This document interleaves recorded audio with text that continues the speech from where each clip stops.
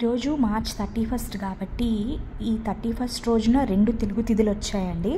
ఉదయం పూట విద్య వచ్చింది, సాయంత్రం వేళలో తదియ ఉంది, మళ్ళీ రేపు సూర్యోదయానికి చవితి వచ్చేసింది. అంటే ఇక్కడ తదియ తిథి మూడో రోజు అమ్మవారి తిథి కేవలం ఈ సాయంత్రం ఒక్కరోజే ఉంది కాబట్టి నేను అమ్మవారిని మూడో రోజు అలంకరణ సాయంత్రం పూట చేసేసుకున్నానండి. రేపు మార్నింగ్ చవితి వచ్చేస్తుంది కాబట్టి నాలుగో రోజు కిందన వస్తుందండి, నాలుగో రోజు తిథి లెక్కన వస్తుంది. ఈరోజు మనందరం చక్కగా మూడో రోజు అమ్మవారిని చూసేద్దాం. శ్రీమాత్రే నమః, జై లలితాంబికాయి నమో నమః. అమ్మదయతో అందరూ బాగుండాలి, అందులో మనం ఉండాలండి. అప్పుడే రామ లలితా నవరాత్రుల్లో ముచ్చటగా మూడో రోజు వచ్చేసింది. ఈరోజు మనము 4వ మాసం నుంచి 6వ మాసం వరకు గర్భిణీ స్త్రీలు లలితా నామాల ప్రకారము ఏ నైవేద్యము ఆ అమ్మవారికి నివేదించుకోవాలి, అలాగే ఏ మంత్రాలు చదువుకోవాలి. ముందుగా మనందరం కూడా అమ్మ దర్శనం చేసేసుకుందామండి. మూడో రోజు అమ్మ దర్శనం చేసుకుంటూ ముందుగా మనము అమ్మ ఎర్రటి ఎరుపు శక్తివంతమైన మొహం అండి లలితమ్మది. ఈ శక్తివంతమైన మొహం మీద మరకతమణి ఆకుపచ్చ బొట్టు పెట్టుకుని అమ్మ దగదగలు ఆడిపోతున్నారండి. నాకు బొట్టు అయితే బలనిచ్చింది. తర్వాత అమ్మవారి చీరకు వస్తే అమ్మవారి వాళ్ళ బంగారు వస్త్రాలు ధరించారు. ఈ చీర మీద చక్కగా గజలక్ష్ములన్నీ కూడా అమ్మ చీర అంచులో ఉన్నాయండి.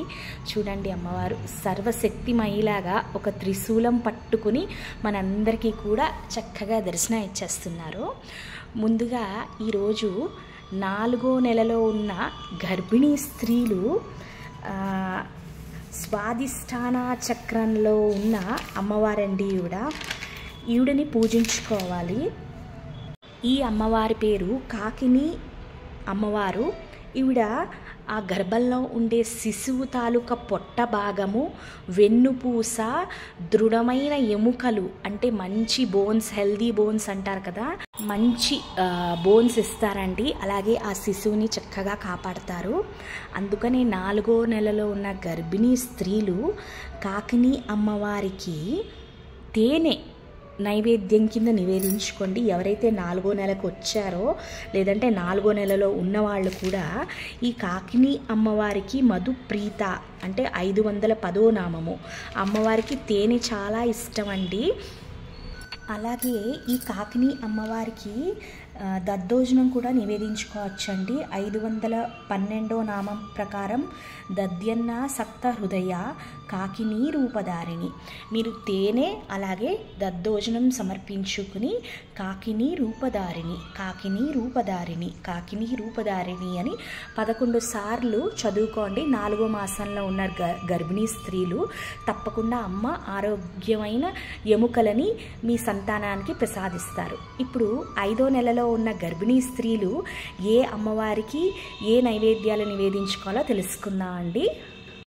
మూలాధార చక్రంలో నివసిస్తున్న సాకిని అమ్మవారికి 5వ నెలలో ఉన్న గర్భిణీ స్త్రీలు పూజించాలండి.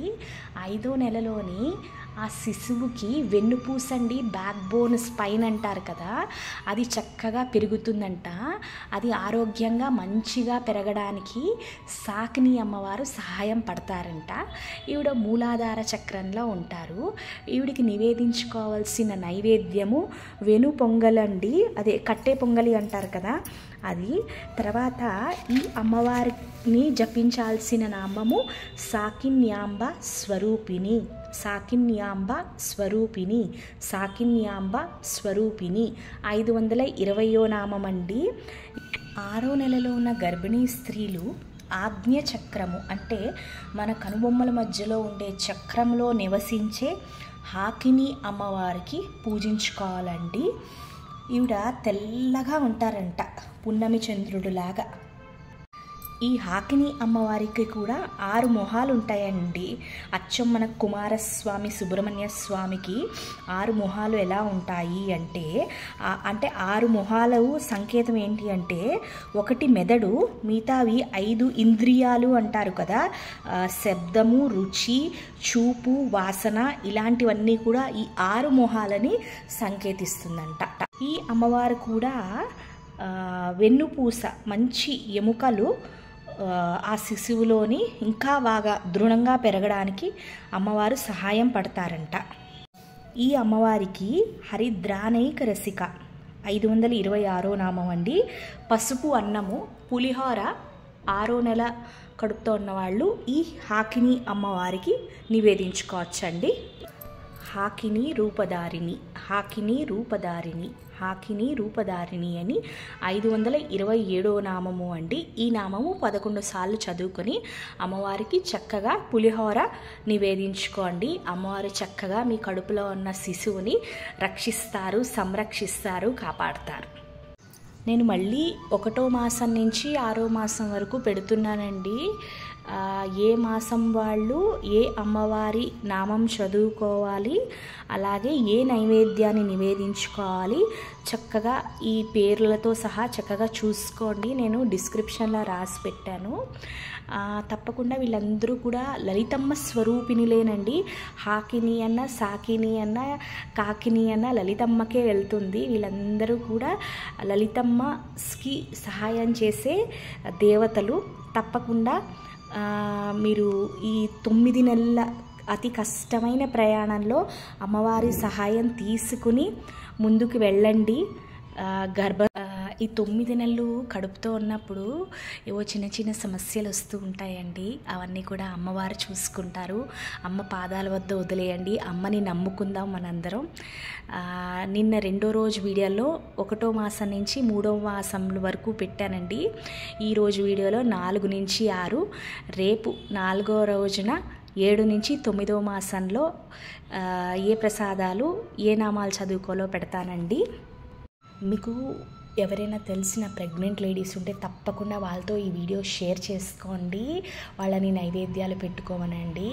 అమ్మ అందరికీ పండంటి బిడ్డల్ని ప్రసాదించాలని కోరుకుంటూ తప్పకుండా మా వీడియోని లైక్ చేయండి, షేర్ చేయండి.